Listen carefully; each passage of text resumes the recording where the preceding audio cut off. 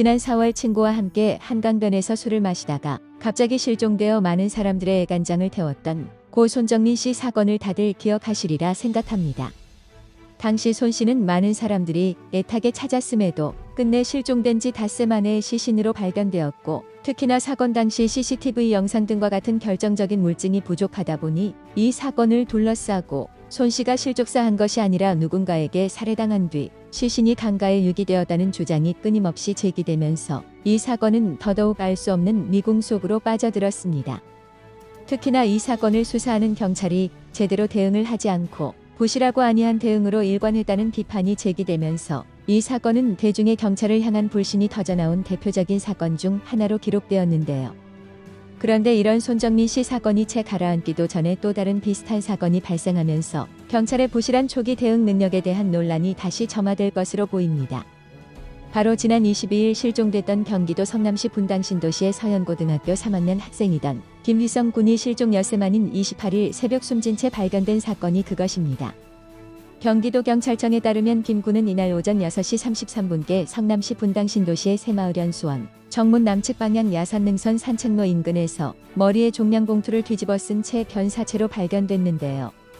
김 군은 실종 당일 오후 4시 40분 야간 자율학습을 하고 귀가하겠다는 휴대전화 메시지를 남긴 후 학교를 나왔고 10분 후 학교 후문 편의점에서 교통카드를 충전하고 서현동에 위치한 영풍문고로 향한 뒤 같은 날 오후 5시 22분 영풍문고에서 책을 사고 나서 5시 28분 주변 CCTV에 찍힌 게 김 군의 마지막 모습이었다고 합니다.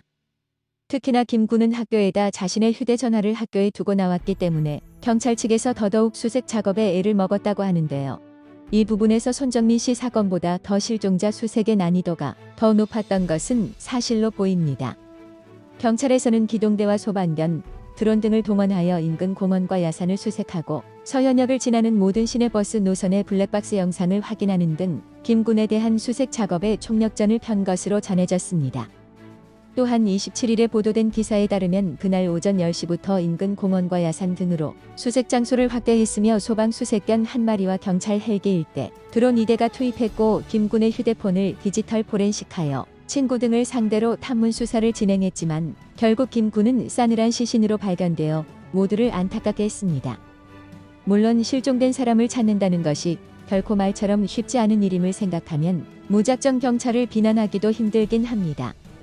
그러나 어찌되었건 수능을 불과 몇 달 남겨두지 않은 고3 학생이 갑작스럽게 사망한 사건이라 충격이 큰 사건인데요. 경찰은 실종 전날인 21일 김 군이 진로 문제로 아버지에게 꼬지람을 들었다는 진술을 확보했다고 하지만 이에 대해 가족들은 평상시에도 진로 문제 등으로 대화를 했고 고3으로서 평소 받을 만한 스트레스 정도라 문제될 것 없다는 취지의 진술을 한 것으로 알려졌습니다.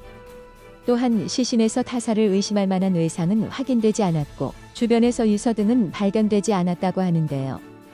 이에 경찰 관계자는 타인에 의해 외력이 행사된 정황은 보이지 않고 상처 등도 없어 현재까지는 김 군이 극단적 선택을 한 것으로 추정하고 있다며 정확한 사인은 유족 동의를 거친 뒤 국립과학수사연구원에 부검을 의뢰해 확인할 예정이라고 말했지만 이미 손정민 씨 사건 때문에 경찰의 발언을 그다지 신뢰하지 않는 사람들은 이번 사건 역시 무언가 있는 게 아닌가 하는 불신의 시선을 좀처럼 거두지 못하고 있습니다.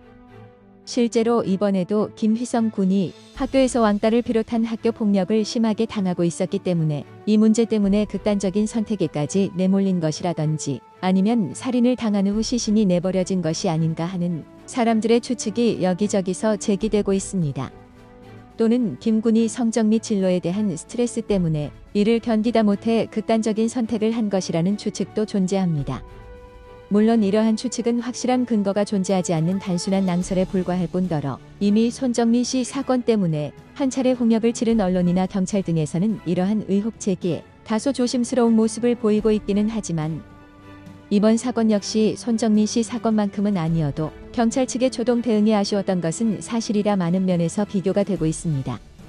이 때문에 실종자 수색 문제에 대해서 전반적으로 다시 한번 전면적인 점검이 이루어져야 하는 것이 아닌가 하는 비판이 제기되고 있는데요. 그러면 이에 앞서 김휘성 군의 마지막 행적을 되짚어보며 경찰의 대응에 어떤 부분에서 문제가 있었는지 알아보겠습니다. 먼저 김휘성 군은 6월 22일 방과 후 GS25 분당 한양점에서 교통카드에 10,000원을 충전하면서 종량제 봉투를 구입했고 오후 5시 20분경에는 아버지의 신용카드로 영풍문고 분당 서현점에서 수능 완성 등 5건의 문제집을 구입했습니다. 이는 앞서도 제가 말씀드린 부분이고 또 확실하게 확인되는 김군의 행적입니다. 그리고 이후 서현역 버스 정류장까지 이동하는 모습이 K플라자 맞은편에 있는 서현고가 차도의 승강기 1호기의 CCTV에서 확인되었으며 승강기에서 내려 서현역 정류장 방향으로 이동하는 모습이 지금까지 확인된 김군의 생전 마지막 모습이었던 것으로 알려졌습니다. 이후 경찰은 블랙박스 수색을 통해 정류소에 서 있는 것까지는 확인했지만 문제는 교통카드 이용 기록이 없다 보니 버스나 택시의 탑승 여부는 알 수 없었던 적으로 전해집니다. 사실 이 부분에 대해서도 문제를 제기할 수밖에 없는 것이 교통카드 이용 기록이 없다고 해서 김군이 무작정 대중교통을 이용하지 않았을 것이라고 단정할 수도 없는 노릇입니다. 가능성이 상대적으로 떨어지기는 하지만 현금을 사용했을 가능성을 생각할 수도 있었으니 경찰 측에서 더욱 적극적인 수사를 했다면 어땠나 하는 아쉬움이 남습니다. 또한 김군의 휴대전화는 학교 책상 서랍에 비행기 모드가 켜진 채로 들어있었으며 휴대전화와 PC 사용 기록, 카카오톡과 디스코드의 기록을 확인했으나 그 어디에서도 김군의 실종에 관한 단서는 찾을 수 없었던 것으로 전해집니다. 이후에는 노트북과 휴대폰을 대상으로 포렌식 작업까지 진행했지만 김군이 범죄나 학교폭력에 등에 연루되었다고 볼만한 정황은 발견되지 않았고 추가로 김군의 평소 행실이나 교우관계 등을 확인해 보았지만 가출을 시도할 만한 정황은 좀처럼 확인되지 않아 담당 경찰들도 의아하게 여겼다고 합니다. 물론 아직까지는 확실한 물증이 없다 보니 경찰 측에서 김군의 죽음에 대해 확실한 결론을 내리지 못하는 것도 이해가 가는 부분입니다. 하지만 이미 손정민 씨 사건 때문에 대중으로부터 상당히 신뢰를 잃어버린 경찰이 이번 사건마저 제대로 해결하지 못한다면 경찰에 대한 대중의 신뢰감은 더욱 바닥을 칠 수밖에 없을 것으로 보입니다.